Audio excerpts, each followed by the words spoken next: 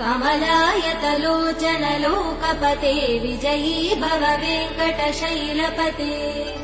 सचतुर्मुख षण्मुख पञ्चमुख प्रमुखाखिल दैवतमौलिमने शरणागत वत्सल सारनिधे परिपालय मां वृषशैलपते अतिवेलतया तव दुर्विषहैरनुवेल कृतैरपराध सदैः हरितं त्वरितं वृषशैलपते परया कृपया परिपाहि हरे अधिवेङ्कटशैलमुदारमते जनताभिमतादिकदानरतात्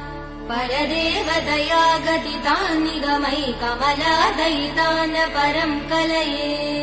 कलवेणुरवावसगोपवधू शतकोटिवृतात् स्मरकोटिसमात् प्रतिवल्लविकाभिमदात् सुखदात् वसुदेव